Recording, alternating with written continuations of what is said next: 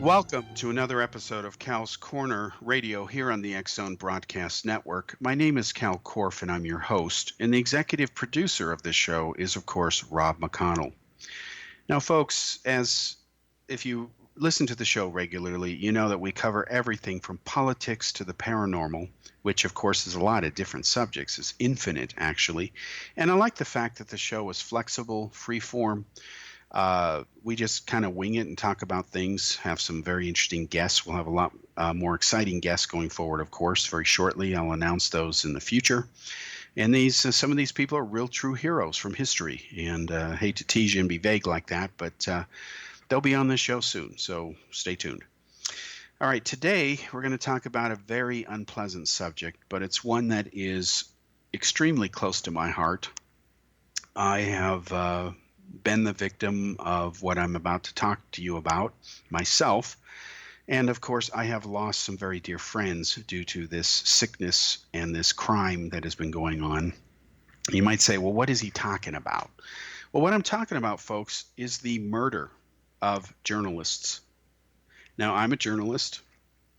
So on that basis alone, I've been a journalist since high school when I started my career as a reporter for the high school newspaper. I was published, in high school.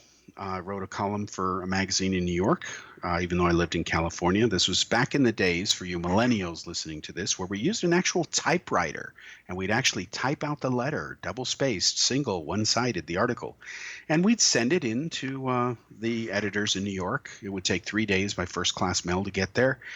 And we did the old-fashioned way, okay? There was no autocorrect, there was no internet, and you had to dig a lot deeper. Information was not as easily available. And as a long-time, especially investigative journalist since essentially day one, I've always been fascinated by things I don't know, and man-made mysteries irritate me. It doesn't matter what the subject is, because I find that there's no excuse for them. Well, back then, if you couldn't find what you needed at the local library, you had to really dig a lot deeper because, again, there was no internet. So having been a long-time investigative journalist, starting out, especially in the area of the paranormal, which was very controversial, especially in the 1970s and up to the 1990s, that's when it hit its peak with this millennial madness that had occurred near the millennium when there were New Age UFO cults like Heaven's Gate that killed themselves. There was another cult called the Solar Cross in Switzerland. Their followers were murdered, and they also committed suicide. I investigated the Billy Meier UFO cult in Switzerland, went undercover there, put my life at risk, had to hear people tell all kinds of terrible things about me which weren't true. I posed as a Billy Meier believer named Steve Thomas, as I wrote about in my book, Spaceships of the Pleiades, the Billy Meier story, which was published by Prometheus Books in 1995. It remains the best-selling expose of the Meier case of all time. Its conclusions have withstood the test of time. In fact, even Billy Meier himself has admitted that some of that stuff in there exposing him is actually true. For example, my book was the first one to publish his so-called time travel photos, where he supposedly went back in time and photographed primitive man, dinosaurs sitting on rocks, even though the eyes of the dinosaurs were clearly buttons, etc. They're actually made stills from movies. Anyway, all of that was exposed in there because I happened to become friends with the person who used to manage Billy Meier's UFO photo collection. And he had duplicates of the stuff made from the original slides and negatives by Billy Meier. And he gave me all those photos. The family did. And I stayed with them secretly for a while at the bottom of the mountains that Billy Meier lives on up at his cult up there in Hinterschmidt-Ruti. And posing as Steve Thomas, I got to hear people say, I asked about Kal Korff because my cover story was that I said, there's this really bad guy named Kal Korff who's over in the U.S. and I'm an American citizen. My name is Steve Thomas. Give me the data to use against him and I'll go back to the U.S. and I'll take care of him for you. No problem. And of course, they were very open to that idea. They loved it. They asked me to join their cult. I refused to do it because I couldn't keep up the Steve Thomas phony facade after I got back to the U.S. It was time to then get busy working on the book, which would take a while to complete. And then when they found out that it was me all along, at first they lied and said I was never there. They check their guest book, which everybody is forced to sign when you go to that cult, as well as show your ID. And they couldn't find my signature, Kal Korff. Well, that's because I didn't sign my real name. Duh, I signed it as Steve Thomas. And my signature is not legible anyway. It just is a squiggly. But anyway, they later admitted that I was there and that some of the stuff in the book was true. And when I asked about Kal Korff, they said we would have two reactions to him, as I mentioned in the book. We would either never let him in, the compound, or what I call their cult, or we would never let him leave. Wonder what that means. Well, I think you can figure that out. So when I read the papers as a fellow journalist, especially a bureau chief who covers the Middle East and Europe and the U.S., and Asia, I wear several hats, and my two main news organizations that I do work for are Daily World newspaper in India, been there for years. Also before that, Daily Post newspaper, was there for years. Again, thousands of articles written. And of course, the X-Zone Broadcast Network, xzbn.net, which is this one. And I'm honored to wear these hats on these two different networks. It's an honor. So as a journalist, when I read that fellow journalists are being killed or murdered, it's heartbreaking. It makes you re-examine, at least my reactions to it, what it is that I'm doing. For example, am I doing something that might produce the same result?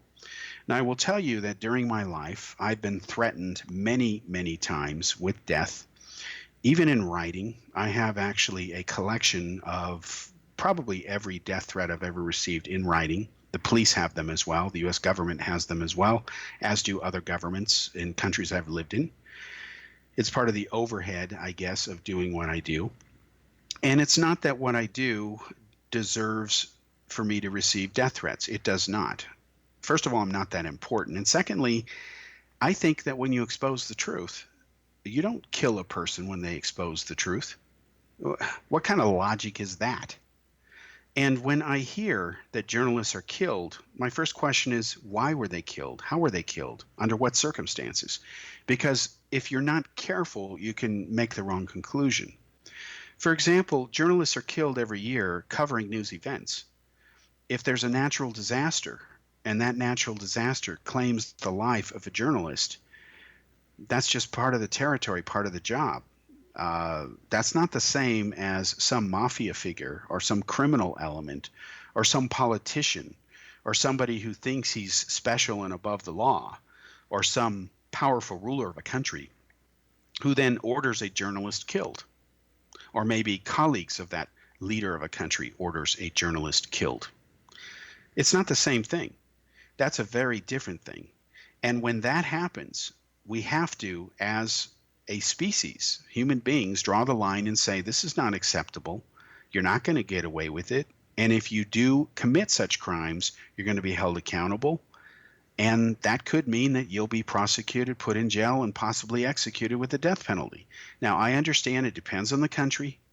I'm pro-death penalty. I believe that if Hitler, for example, were caught at the end of World War II, put on trial for crimes against humanity and genocide and starting World War II, etc., I believe he should be found guilty and executed.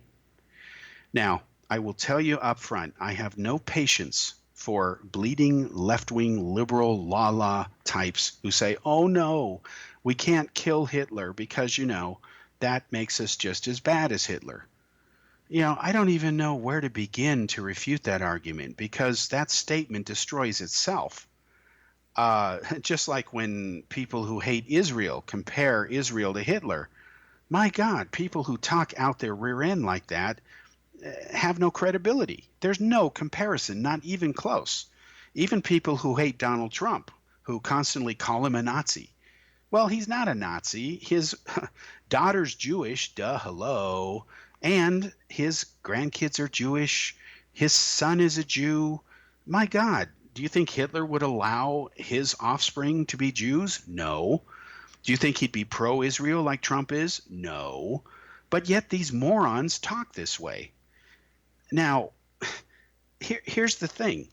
When you have a journalist who exposes something that needs to be exposed, we're talking corruption, crime, misuse of public funds, fraud, whatever needs to be exposed for the interests of the general public, for the global public nowadays, because it's an international global environment thanks to things like Twitter, Facebook, the internet, and so on. To just kill them because they're doing their civic duty when the so-called people in charge weren't doing it, they're part of the problem. You kill them and then nothing happens? Or maybe you find the killer, but you don't kill him and deliver justice. You just, stick him in prison for the rest of his life, give him 3 square meals a day, let him go to college online, earn a degree, write books, earn a living. I'm sorry. I don't think that if a person commits such a crime that they are worthy of keeping their life. The issue isn't deterrent, folks. The death penalty is not a deterrent for murder. If it was, there'd be no murders. No, it's about justice. And without justice, you've got nothing. In fact, you've got automatically injustice. So what we're going to do here is, after the commercial break, I'm going to start sharing with you some personal experiences I've had over the years as a journalist. And then I'm going to talk about 2 very high-profile cases, one of which is a recent murder of a Bulgarian female journalist, which is tragic. And then, of course, the latest murder, which is in the news, which is about Jamal Khashoggi, who, in that case, assuming he has been killed, it's a lot more complicated than the mainstream media is misleading you to believe. We'll be right back.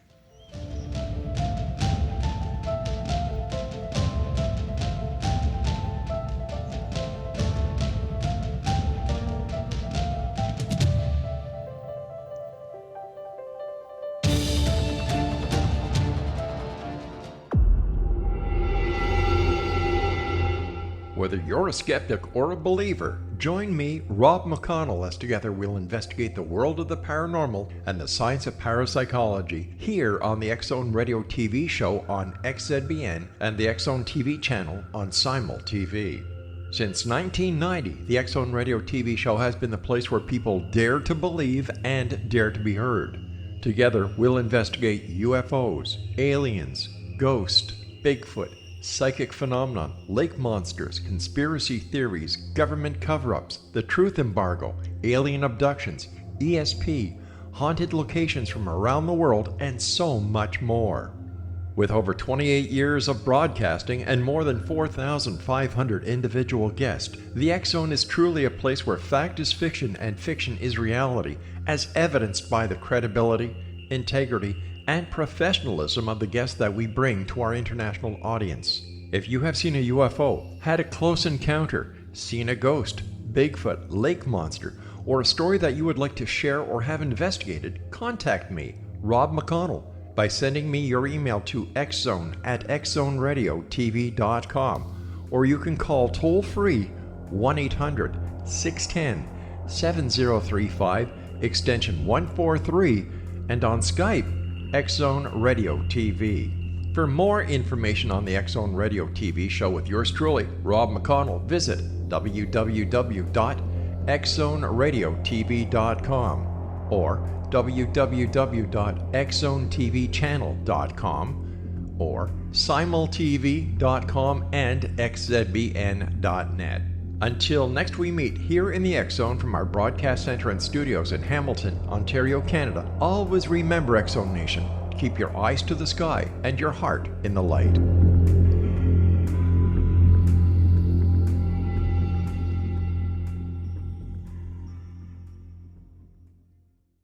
You have heard of the X-Zone? Now watch it on Simul TV, plus 500 video games, live TV channels, free video on demand, worldwide, and more. Does this sound like tomorrow's television?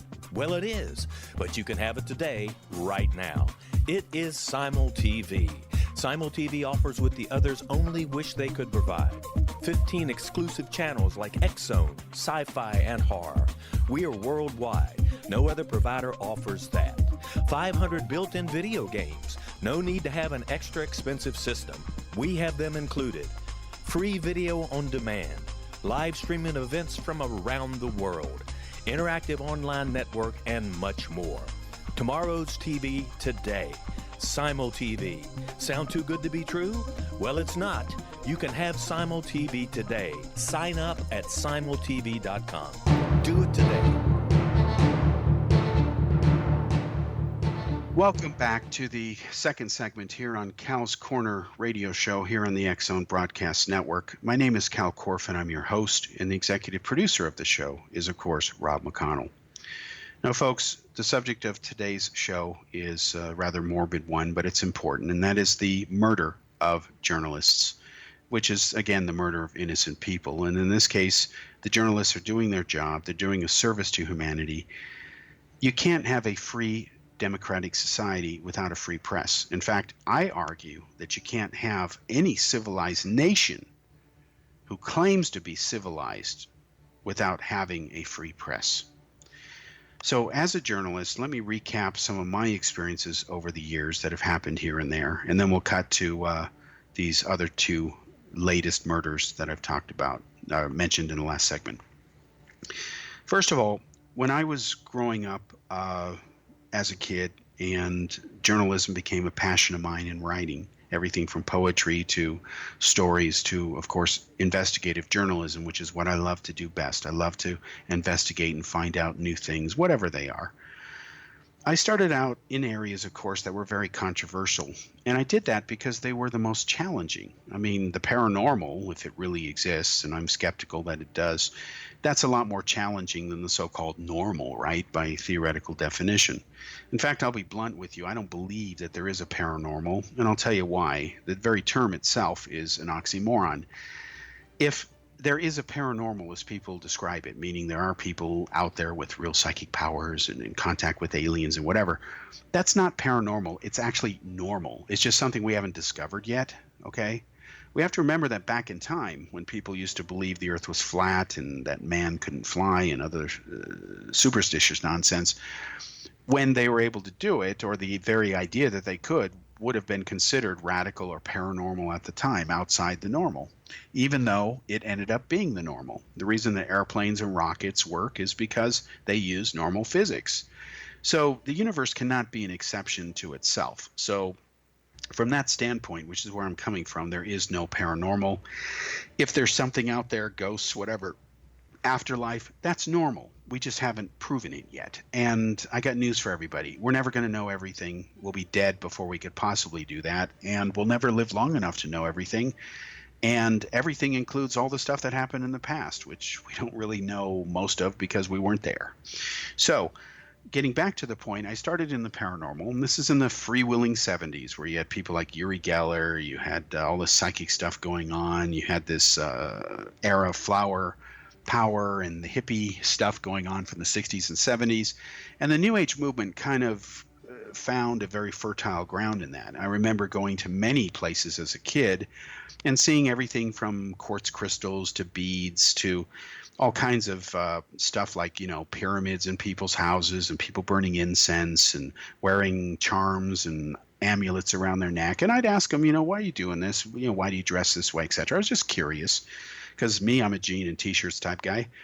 And they'd say, I sleep under a pyramid because it will help me live longer. It deflects the cosmic rays. And I'd say, well, let me see. And I'd go in their bedroom and I'd look at this wire-framed pyramid above their bed.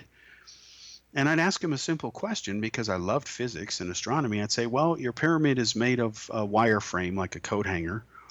How are you going to stop cosmic radiation from hitting you when there's nothing to block it? I'm just curious, what kind of new scientific discovery did you make that nobody knows about? Because you should really share that with people. And of course, they can't answer the question because it's a bunch of nonsense, okay? And then there were people who could, meditate in crystals and channel the dead and do all this other stuff. It was ridiculous because nobody could ever do this under scientifically controlled conditions. So what happened is, in the case of UFOs, I noticed there were two things in the UFO field which are even worse today, shamefully. And that is that it's a very binary type field, if you will. Although it's not really a field, it's more a hobby. There is no such thing as the field of ufology. It's not a legitimate scientific field. There are no standards to be a ufologist. That's one of its problems. People would either say, you're a believer or you're a skeptic. They didn't seem to have a lot of tolerance for somewhere in between. And as I got to know very famous UFO researchers, people like Stanton Friedman, for example, I got to know him when I was very young. In fact, I met him first on May 7th in 1975, or May 8th, I'm sorry. And I went to see him lecture. And this was at Thornton Junior High School in Fremont, and I'm in the 7th grade.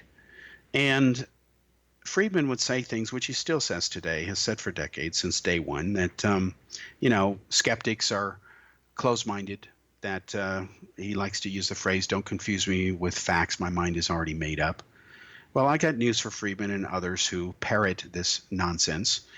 The word skeptic simply means to be skeptical of something, and Friedman likes to call them debunkers. And Friedman has tried to rewrite the English language and say that debunking means you're closed-minded, don't confuse me with facts, my mind is already made up.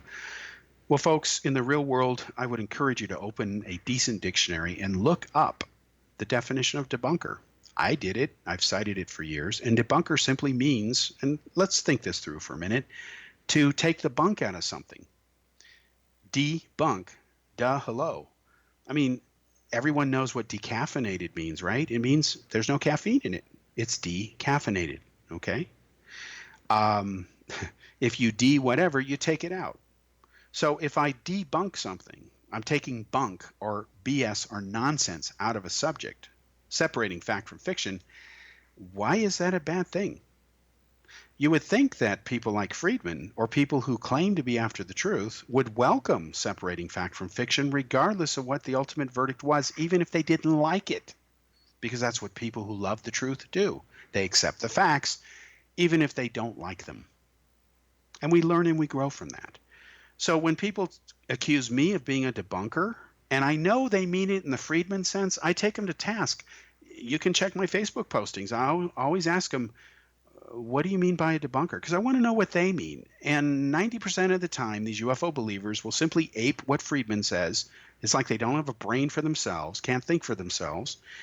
And they say, oh, it means you have a closed mind. It's like, hello, do you even speak or know or understand the English language? Are you that closed-minded? So when I explain to them that debunker is actually a good thing, then it kind of gets weird from there, because then I get accused of being a CIA or disinformation agent. And I'll show you how bad it got here. These are real examples from history.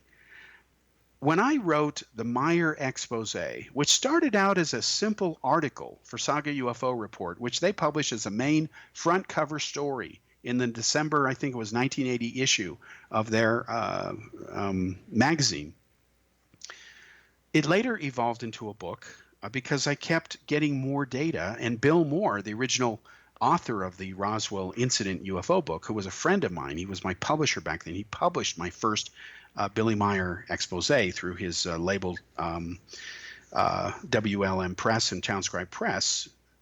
And what happened was, at that point, many people in the UFO field began to hate me. Now, here I am exposing a hoax, and now all of a sudden that makes me a bad guy. Now, if that isn't an example of how twisted UFO dumb is, as in DUMB, I don't know what is. Because most people didn't even believe in the Meyer case who were attacking me for exposing a hoax. And that is even more bizarre. So I asked them what their problem was. And then they began to tell me, well, you don't believe in any case. And I never said that. I never said that. In fact, guess what, folks? I had my own sighting with 2 other witnesses, which still remains unexplained today. And that sighting occurred the night that we had just put the Meyer book to bed. I wanted nothing to do with the subject of UFOs. I wanted a break for 6 weeks before Bill's published my book came out. Bill's, again, Bill Moore publishing my book. Al Reed had done the graphics at Publication Professionals. I was in the car with Al and Barbara Reed on the way home from Sunnyvale. We had just put the book to bed, was sending it to Bill Moore so it could come out in 6 weeks. And all of a sudden we see a UFO on the way home. And the sighting was 11 minutes long, maybe 12. Written up, reported at the time, investigated by NASA employees, Dr. Richard Haynes and Dr. Andrew Grotowski, who are friends of mine. Knew them, again, when I was in high school. And that sighting remains unexplained, and it was one of dozens in the area for the next couple of weeks. There was a mini UFO wave there. I investigated some of those reports as well. And what I saw briefly was a round sphere that was red. It was about the size of the head of a match if you held it at arm's length, maybe a little smaller. It was solid. There was no variation in it. It just hovered, didn't move. And because it looked so unusual, we pulled over on the side of the road and watched it, because Barbara said, "Look at that funny airplane over there." Al and I looked over. We said, "That's not an airplane." We pulled over and we watched it. And this thing hovered, didn't move, no noise. And then it seemed to shoot out or drop something, which looked just like itself, like split in two, only this smaller thing was this second piece that came out of it, this separated thing, like a cell dividing, if you will, was smaller and less bright. And as soon as this thing was ejected or dropped or split from it, whatever you want to call it, the main object took off, and the object that separated from it faded out or disappeared. As the main object then took off horizontally, now this is going from hovering to horizontally, we got in the car and we tried to follow it as much as we could. Unfortunately, we couldn't get directly under it for a while because we were limited by the roads. We weren't going to drive through farm fields. Wasn't going to happen. So finally, we're heading on east on Highway 237. And then all of a sudden, the object changes direction and heads north. We then got on Highway 17, which is the Nimitz Freeway, and started chasing it. We then ended up directly under it. And after the commercial break, I'll tell you the rest of the sighting.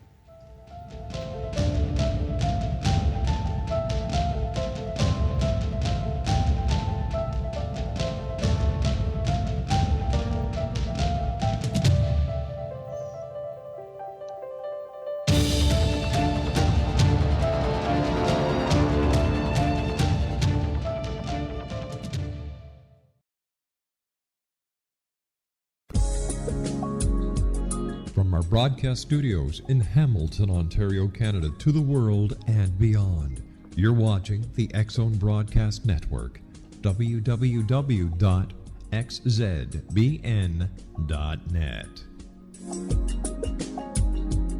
AVS Media Den. You have heard of the X-Zone?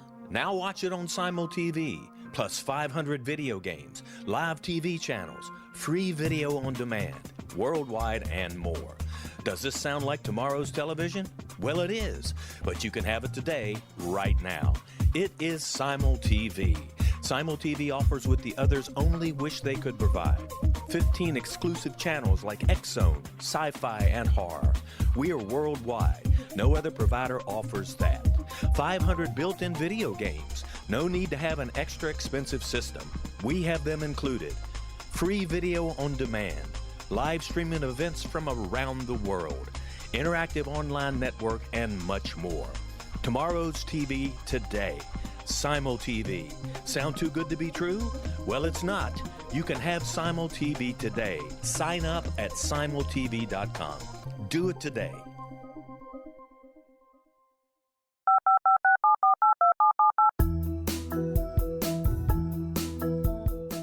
Did you know that when you're on the road with limited data or Wi-Fi, you can still listen to the X-Zone Radio Show with Rob McConnell, The Science of Magic with Gwilda Wiyaka, X-1, Dimension X, Space Patrol, and every minute of the X-Zone Broadcast Network by calling 213-401-0080, courtesy of Audio Now. No smartphone, app, or internet needed. It saves your data plan and it's free if you have unlimited minutes. Call 213-401-0080 to listen on any phone, anytime, anywhere. Remember 213-401-0080 for the best of the paranormal, parapsychology, and sci-fi radio programming anywhere, 24/7, 365.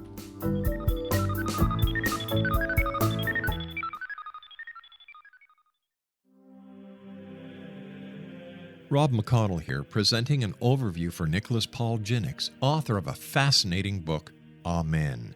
It presents facts revealed by Egyptologists, facts that enable us to understand why Amen is the beginning of creation of God. It provides recommendations for religious leaders of the major religions to unify their beliefs and teach the Word of God. Love one another. Amen informs people how mankind conceived God. It was the Egyptians that developed the concepts of a soul, a hereafter, and Son of God. And finally, after the worship of many gods, they conceived the belief in one universal God, the maker of all there is. For more information, visit www.futureofgodamen.com. That's www.futureofgodamen.com.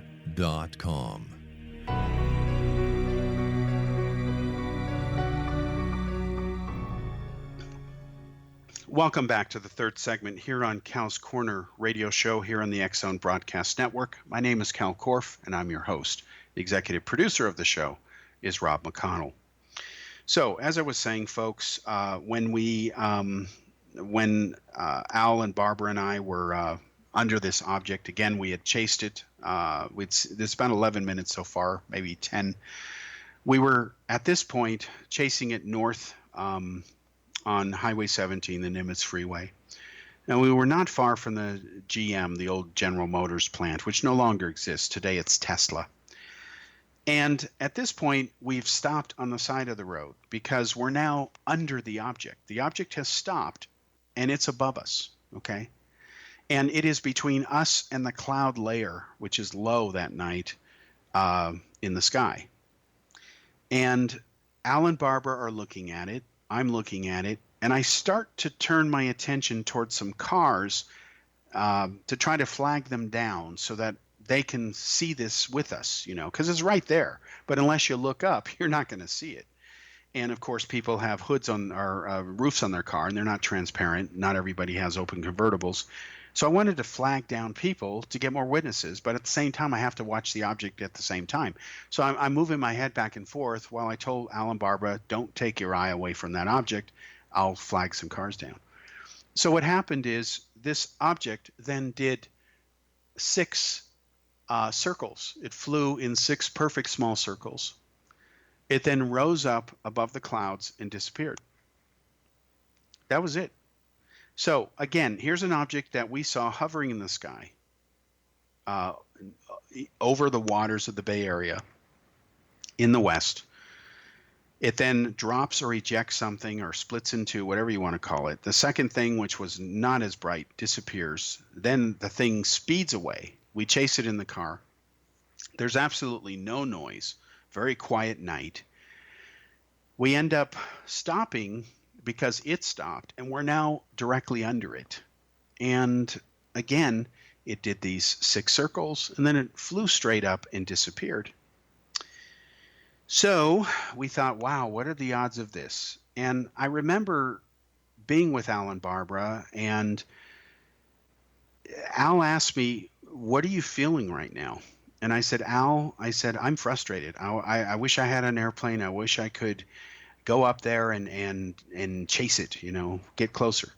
He says, let me get this straight. He's telling me this while we're both looking. He says, this thing comes from God knows where. It's God knows what. We don't know. And you're going to get in your little pissant airplane and go mess with it? He didn't use the word mess. He used the F word instead. And I said, yeah, that's kind of stupid, isn't it? I said, but do you know how frustrating this is? And do you know how weird this is, that this should happen on the very night that we're burnt out on the subject and we want nothing to do with it? We got a 6-week break before the Meyer book comes out, and now we have a sighting. I said, do you know what's going to happen if I don't report this? If I do report it, I'm screwed either way because, I could just see the headline now in the local papers, UFO guy sees a UFO. I mean, I can't win either way. Well, we decided not to report it, okay? Even though I knew all the guys from MUFON, saw them regularly, etc. They're very good friends of mine. But the next night, around 5:30 in the evening, when the evening news is ramping up, I'm turning the channels. And all of a sudden, it was Eyewitness News on CBS, Channel 5. They interrupted and they said, hey, there's a UFO event going on, meaning there's some sightings. And there's Dr. Andrew Grotowski out there investigating this, Dr. Richard Haynes. And people were describing the same thing we had seen the night before. And then for the next several weeks, this thing was seen during the day, during the night, for weeks at a time. And then the sighting stopped. And I investigated with the MUFON guys sightings that occurred during the day. I didn't tell the witness when I met them that I had seen it at night. I didn't want to investigate the night sightings because I wanted to be objective. So I ended up interviewing and going to the house of a witness who saw this thing through binoculars during the day. He said, yes, it was red, but he said under the binoculars he could see a reflection of what appeared to be a metallic spherical surface. And you have to be careful with that because sometimes your eye can trick you into thinking that's what you're seeing. On the other hand, I believe, based on my memory and Al and Barbara's, that there was a slight metal reflection behind this as well. But because we saw it at night, we didn't have binoculars, I can't be 100% certain. What I can tell you is that Dr. Richard Haynes released his final report. The first entry in that report, which has all these unexplained sightings, is about a Mr. KK, that's Kal Korff, AR, Al Reed, and BR, Barbara Reed, his wife. We're the first one there because we were the first to see this wave. And again, it was one of those things. What do? I wanted a break from the subject, but I felt that now that this thing is happening in my backyard, so to speak, and I've seen it, whether I want a break or not doesn't matter. I have a journalistic duty to do, an investigative duty, and I need to do this. And I did that for weeks. But the fallout from my Meyer investigation was essentially this. Wendell Stevens, for example, started accusing me of being a CIA disinformation agent, and that was the reason I had exposed Meyer. They even lied and said that the reason that I did it is because I was under 18 and Bill Moore was really behind it, and because you couldn't sue a minor, they used me as a puppet. Well, Wendell obviously wasn't a very good math student because I was 18, but independent of that, it was just pure nonsense. That was my book. I wrote it. You can tell from some of the English in there, it's mine. Bill Moore did help edit it, but it's my work. Now, I will tell you that Wendell apparently believed I was CIA so strongly, because he was a paranoid conspiracy nut, that when Wendell was arrested for child molestation and later served 7 years in prison on 3 counts, I blew open that story, published the legal indictments against him in my Meyer expose book. It was the first time the world found out about it. I leaked the story to James Mosley, who was the editor of Saucer Smear magazine when it was running for decades. He was a friend of mine as well. And Mosley later admitted it was me who told him, because after the book came out, I said, Jim, you can tell people. It's okay. And he did. Well, Wendell asked if I could help. Wendell wanted to know if I could talk to my CIA buddies to help get him off. Well, I didn't have any CIA buddies to help him. And besides, if he's guilty of child molestation, I'm not going to help him. I believe that if you commit that type of crime and he served time for it, that you need to pay the music, face the music on that. I'm not going to help someone get off on a charge like that. That's ridiculous. In fact, if you park illegally, I'm not going to help you get out of that ticket either, because I believe in following the law. That's just the way I'm wired. So what I saw was something in the UFO field that really scared me as a kid. And I figure if I could figure this out as a young me, who probably figured out the same thing, I hope, and that is that things were so polarized that the UFO subject was a religion to these people. If you didn't believe the case they believed in, you didn't believe in UFOs at all. It was all or nothing. And that's ridiculous, very ridiculous. And you see that today. If you don't believe me, try this simple experiment. Get on a forum about Roswell or any hot case that people really are extremist about, and just tell them you don't believe it or start questioning it. And then instead of addressing facts that disprove that Roswell involved the crash of an alien spacecraft and all that other nonsense, they'll start calling you all kinds of names. And ever since social media has taken over our society, it's become a lot worse. And my fear back then, which I talked about in many lectures, was that if this sickness is not contained within the paranormal, it's going to go mainstream into society. And that's exactly what it's done today. Look what so-called peaceniks are doing on the left, groups like Antifa. They're attacking people, hitting them with bicycle locks, splitting skulls, and yet they bitch about the violence of the right. Well, they're both the same. The right and the left are extremists. They're just on other sides of the spectrum, but they're both extremists. That's the point of the right. That's the point of the left. And that's why we have a middle in between, because it's not extremist. It's a simple scale. So this is what's happened today. And I'll tell you why this is relevant to the journalism issue. Having lived and been to in and visited 27 countries, having left the United States in the year 2000, 18 years, I have lived in countries where, as a journalist, you don't have real freedom. I'll give you a couple real examples. India, the world's largest democracy. I'll never forget one time I wanted to write an article about a book that was banned in India that showed very affectionate letters from Gandhi written to a man. Apparently, Gandhi loved this guy. Now, I'm not saying Gandhi was gay, but I was told point blank that I could not write that story, even though it was not a secret that the book was banned. It was banned because it criticized what I was told, Gandhi Ji. Okay, that's what they call him there. So I said, let me get this straight. The government bans a book because it criticizes Gandhi and shows what seem to be love letters from him to a guy. It's the truth. It's part of history. And you don't let me write about the fact that this has happened. No. Okay, fine. My counter argument was, well, the letters are in the Gandhi Museum in Delhi. Duh, hello. You can go see them. Are you telling me that I can't even go down there and take some video of them? What if I just talk about the Gandhi Museum and I happen to mention this little part of the exhibit here? No, can't do that. Can't criticize Gandhi. He's Mahatma. He's holy. No, he isn't holy. He was a simple human being, and he had some serious problems. Just ask relatives of his. He used to sleep with naked. It's kind of weird. You can dig this stuff up. We'll be back after the break.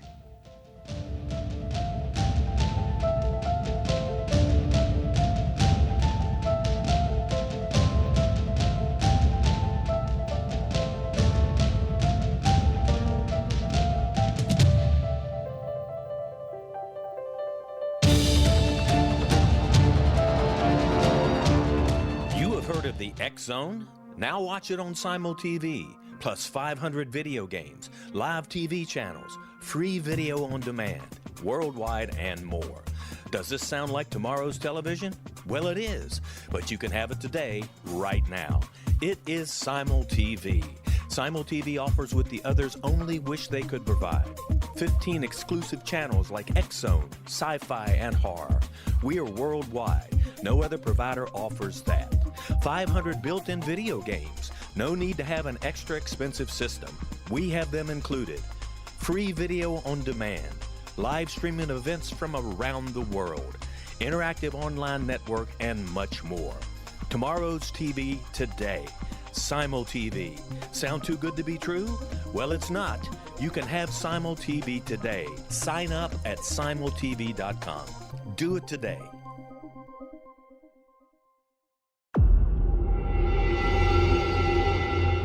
Whether you're a skeptic or a believer, join me, Rob McConnell, as together we'll investigate the world of the paranormal and the science of parapsychology here on the X Zone Radio TV show on XZBN and the X Zone TV channel on Simul TV.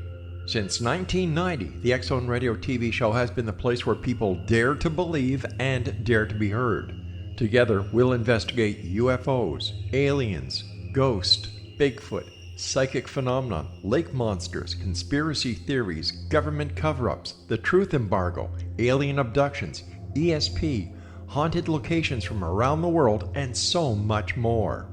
With over 28 years of broadcasting and more than 4,500 individual guests, the X Zone is truly a place where fact is fiction and fiction is reality, as evidenced by the credibility, integrity, and professionalism of the guests that we bring to our international audience. If you have seen a UFO, had a close encounter, seen a ghost, Bigfoot, lake monster, or a story that you would like to share or have investigated, contact me, Rob McConnell, by sending me your email to xzone@xzoneradiotv.com, or you can call toll-free 1-800-610-7035, extension 143, and on Skype, X-Zone Radio TV. For more information on the X-Zone Radio TV show with yours truly, Rob McConnell, visit www.xzoneradiotv.com or www.xzonetvchannel.com or simultv.com and xzbn.net. Until next we meet here in the X-Zone from our broadcast center and studios in Hamilton, Ontario, Canada, always remember, X-Zone Nation, keep your eyes to the sky and your heart in the light.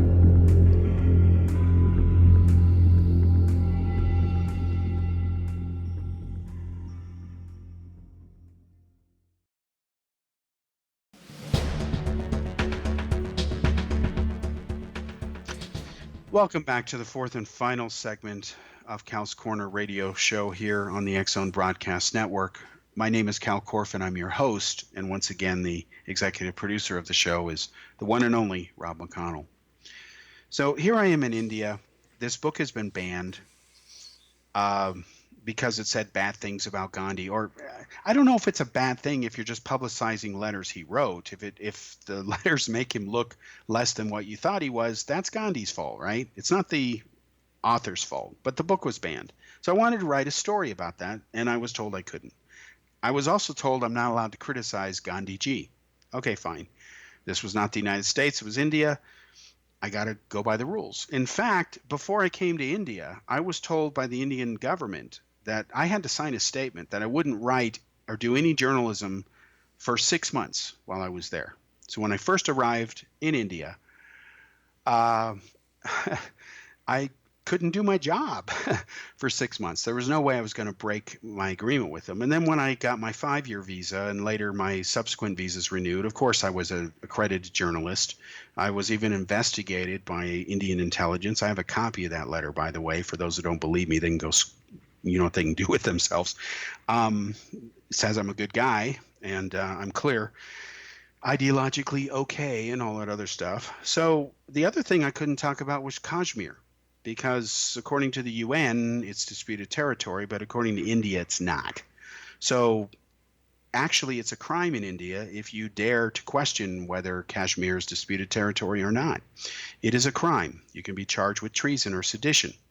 So there were some articles on Kashmir I wanted to do, which I couldn't do because of that. There were also areas I wanted to go into that I couldn't go into because I was a white guy, or what they call a Gora, and they would kill me. Okay, fine. So I wouldn't do it. Now, I will tell you my position on Kashmir. I think it belongs to India. I don't support Pakistani control of it at all. But when I was covering some issues with Pakistan, and I would try to write articles about the debate and whether India was actually going to finally act like Israel for once and go after Pakistan and actually defend themselves, I had to be very careful there. And I'm actually grateful to friends and editors who counseled me about what to do and what not to do, because I didn't want to get them in trouble, and I certainly didn't want to get into trouble myself. So let's now switch to the murders of 2 recent journalists.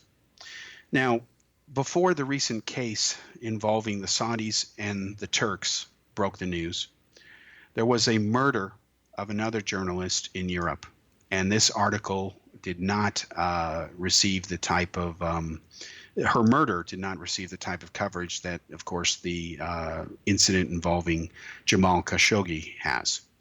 So the fact is that in the last several years, the number of journalists who have been killed has been horrific. And I'm not talking about journalists who get killed in line of duty, where they might be out covering a war and a bomb falls on them accidentally. I'm not talking about that. I'm talking about targeted killings, okay? Now, all the statistics are not in yet for 2018 because the year isn't over yet. But already, more than 4 dozen journalists have died in 2018. In fact, as many as 49 journalists have been killed around the world just in the first 6 months of 2018. Now, the most dangerous country by far in the world is Afghanistan. All right, it's kind of obvious why. Not only do terrorists target journalists, but There was a recent thing where they had suicide bombings that killed 9 journalists in one incident. Now, of the 49 journalists that have been killed, at least in the first half of the year, and the number's higher now, 4 were women. We can add another female to that, actually a couple more. There was another female journalist who was involved investigating corruption last year in Malta. She was murdered. There was a woman recently in Bulgaria, an investigative journalist. And what happened is she was murdered as well. In fact, in her case, it was even worse. She was raped and then killed. And she had just reported on some misappropriation of funds. She had just done a broadcast. And what happened is she was reporting on the misuse of funds, hundreds of millions of dollars worth, given by the EU to the Bulgarian officials. Apparently there was corruption going on. She wrote about it, broadcast about it, and then all of a sudden she's dead. Now, apparently police have a suspect in custody. It remains to be seen what will be known or unknown. Her name was Victoria Marinova, and very beautiful woman, a mother. She leaves behind her child. And unfortunately in the EU, if they actually have the killer and they convict him, this killer will never be put to death. This killer will have a nice, comfortable life in prison for the rest of their life, because that's what Europe does. It looks like it's like they haven't learned a single thing from their own bloody history. Now let's talk about the latest murder, apparent murder of a journalist. Apparent because there's still a very slight possibility that he might be alive, although it's unlikely. And that is the murder of Jamal Khashoggi. Now, what has happened is the media is all, let's say, they're aghast. They're understandably upset over the fact that Khashoggi has disappeared. What happened is Khashoggi was a prominent opposition journalist, if you will, or critic of the Saudi royal family, and even the Crown Prince Salman, who runs the country now effectively. And what happened was he went to a consulate in Istanbul to get proof that he had divorced his wife and was eligible to marry, and they told him he could come get the papers, and he went in there and he never came out. Video footage shows that he never left the embassy. And according to some reports, as many as 15 different Saudi personnel came into the country just before the incident and left shortly after. They included a colonel in Saudi intelligence, in counterterrorism. They included a forensic specialist. They included the types of people that you would essentially put together for a hit squad, let's be honest about it. Somewhat similar to what Israel did in Mossad when they went in and assassinated Hezbollah's chief weapons supplier in the city of Dubai. Now, this particular disappearance or murder of this journalist is rather complicated because it's a little more involved, let's say, than just somebody getting mad at a reporter and killing him, which is still an inexcusable crime. Now, first of all, ironically, this happened in Turkey. Turkey holds the record for imprisoning the most journalists, period. They've surpassed communist China in that infamous front.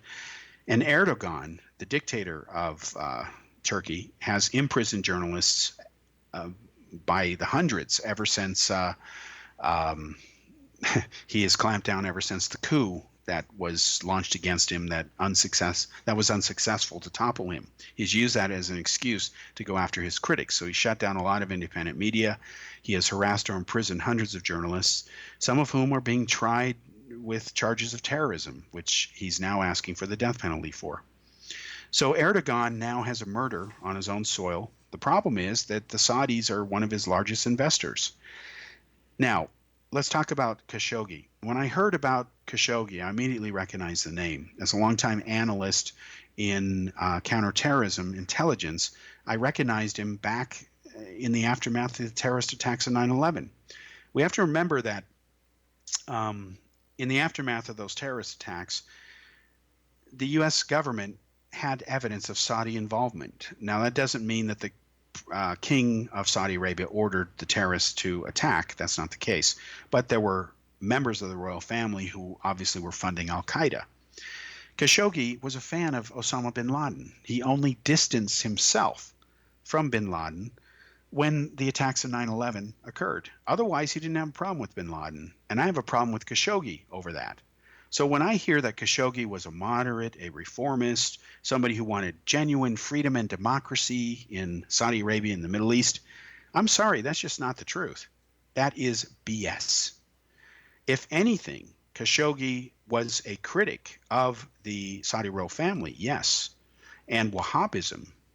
This is the radical extremist form of Islam that Saudi Arabia practices.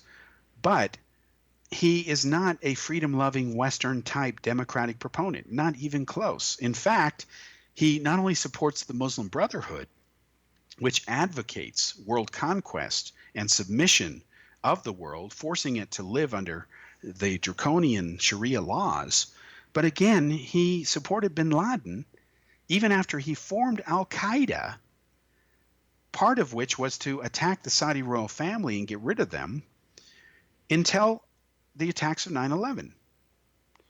So again, it gets very convoluted here because we have to remember that there's a complicated chess game in the Middle East that's going on here. Some of the funding for Khashoggi's activities have come from Qatar, who is aligned with the Muslim Brotherhood, and Turkey is a supporter of the Muslim Brotherhood. Russia and Iran and Syria and China are now following this very carefully, as is the Trump administration, because if the Saudis had this guy killed, although he was a journalist, it really was more in the lines of him being a political opponent because he had just formed a political party to attack the Saudi royal family. And if you do that, you don't have a long life. If you're going to be a Saudi, they're going to hunt you down and get you if you're trying to oust the government or overthrow it. Because we must remember in Saudi Arabia, criticism of the government is not allowed. Now, I will tell you that having been in the Middle East and having been to some of these countries where they have the dictators, the emirs, and so on, you don't really have any real freedoms. It's one of the reasons I decided not to work for a newspaper there after Daily World has started a Dubai edition. I wanted to try to partner with a paper in Dubai, but it was very clear that my boss was going to be the ruler of the country, and I had no recourse, and I'm Jewish. It wasn't going to work. So this thing with Khashoggi is very complicated. We're going to learn the truth eventually. It is unfortunate he has been killed. It's inexcusable, especially if he was hacked to death. But it's a lot more complicated than people think. In the meantime, the world needs to stop and avoid the killing of journalists. And the international community needs to put a halt to this, but it's not going to. We'll be back next week.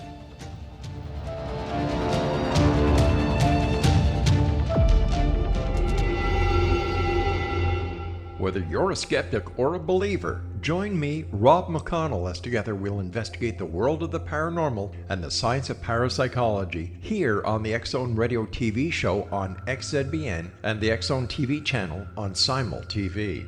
Since 1990, the X-Zone Radio TV show has been the place where people dare to believe and dare to be heard.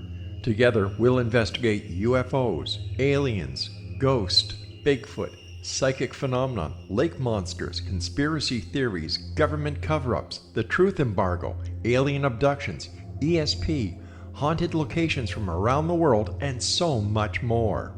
With over 28 years of broadcasting and more than 4,500 individual guests, the X-Zone is truly a place where fact is fiction and fiction is reality, as evidenced by the credibility, integrity, and professionalism of the guests that we bring to our international audience. If you have seen a UFO, had a close encounter, seen a ghost, Bigfoot, lake monster, or a story that you would like to share or have investigated, contact me, Rob McConnell, by sending me your email to xzone@xzoneradiotv.com, or you can call toll-free 1-800-610-7035, extension 143, and on Skype, X-Zone Radio TV.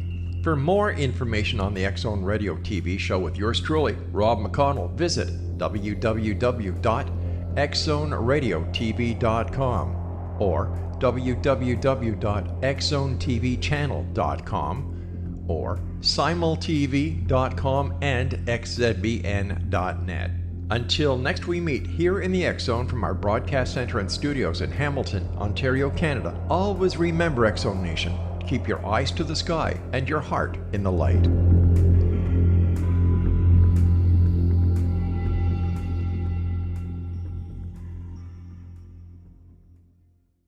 You have heard of the X Zone? Now watch it on Simul TV, plus 500 video games, live TV channels, free video on demand, worldwide, and more.